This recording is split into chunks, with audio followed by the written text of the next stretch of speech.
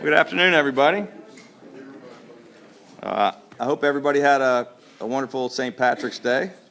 I know Kiefer's still recovering from St. Patrick's Day, but I want to thank the leaders of the General Assembly from both parties and from both houses for joining us here today. Senate President Bill Ferguson, House Speaker Adrian Jones, Senate Minority Leader Brian Simonaire, and House Minority Leader Jason Buckle, along with all of the sponsors of this emergency legislation that we're going to be signing into law, which makes Maryland the first state in the nation to immediately suspend collection of the gas tax. As we continue to stand in solidarity against Russian aggression in Ukraine, and as Marylanders face the impact of surging inflation, with the average price of gas rapidly rising, this bipartisan action will provide some relief from the pain at the pump. And it's possible because of the prudent fiscal steps that we've all taken together, which have resulted in a record budget surplus. This, of course, is not going to be a cure-all, and market instability will continue to lead to fluctuations in prices, but we will continue to use every tool at our disposal to provide immediate relief for Marylanders. In addition to these immediate emergency actions, we're also engaged in productive discussions to advance long-term permanent tax relief for Maryland families, small businesses, and retirees, which is supported by an overwhelming majority of Marylanders. And with our state in stronger fiscal position than it has ever been before, we simply can't afford not to let more Marylanders keep more of their own hard-earned dollars in their own pockets, particularly our seniors on fixed income. So I want to sincerely thank the legislative leaders on both sides of the aisle and in both the House and the Senate for coming together to swiftly and unanimously pass this emergency legislation.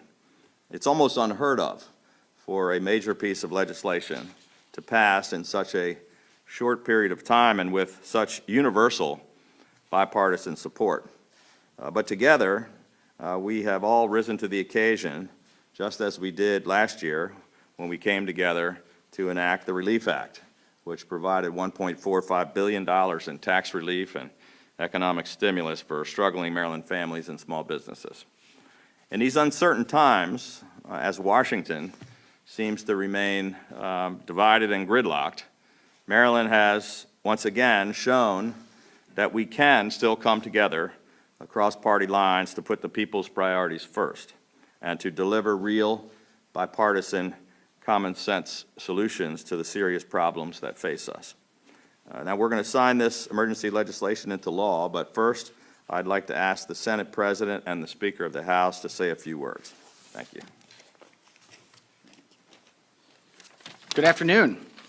Thank you, Mr. Governor, Madam Speaker. It is a pleasure to be here with leadership from the House and the Senate to move forward on this important initiative today.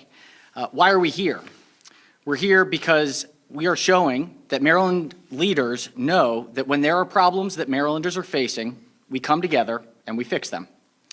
The challenges around gas prices and inflation are certainly to a degree uncertain and unpredictable, in part because of the unprovoked Russian aggression in Ukraine.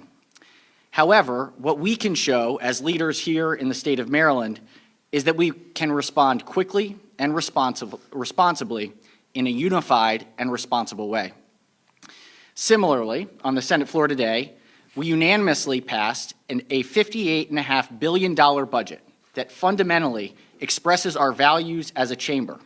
We came together as Republicans and Democrats in a unified fashion to work on behalf of the people of Maryland. This budget, though, is not just a balanced one. It is structurally balanced by $500 million in the years ahead. It includes $3.3 billion of cash reserves. It sets aside $350 million for tax relief so that we can assist our seniors and working families for their basic necessities. It provides $7.9 billion in funding for our public schools and expresses the intent of another $800 million of down payment towards the Blueprint for Maryland's Future for the out-year costs. We invested in our state's workforce by providing COLAs across the board, a 20% increase in spending for our state's four-year public colleges and universities. We invest in new workforce development opportunities, and we set aside over $100 million in additional funding for public safety and crime prevention and victim services initiatives. Finally, and what's unbelievably important over this last year as we've recovering and are coming out of the COVID crisis is that we have incorporated an 8% increase in spending for our healthcare workers across the board, particularly for those who are serving the most vulnerable. Why we're here today is to show, both on the Senate floor and where we are today, that when Marylanders have challenges, we come together and we solve the problems. Thank you. Madam Speaker.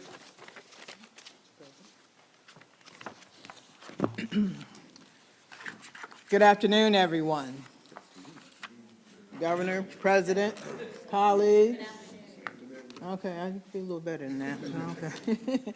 I'm pleased to join Governor Hogan and President Ferguson and our hardworking members from both the House and the Senate in signing the gas tax holiday bill into law. This 30-day gas tax suspension is a targeted response to extraordinary circumstances. Russia's invasion of Ukraine has had an impact all over the world. It's had an impact right here in Maryland. When we were in session, it's easy to get tunnel vision and get caught up in the minutia of Maryland politics. But the dramatic spikes at the gas pump, at the grocery store, and elsewhere are hard to ignore. They quickly remind us that we live in a global economy. We're all connected, and when our allies call on us to stand against an authoritarian, a dictator, a tyrant, we have to respond.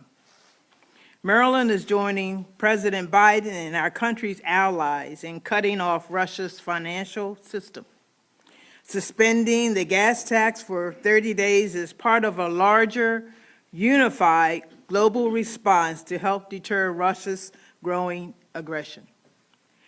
This legislation won't just provide a little relief at the pump and help stabilize our economy, it also counters Vladimir Putin's escalation and holds him accountable for his reprehensible attack on Ukraine. Now let's get that bill signed.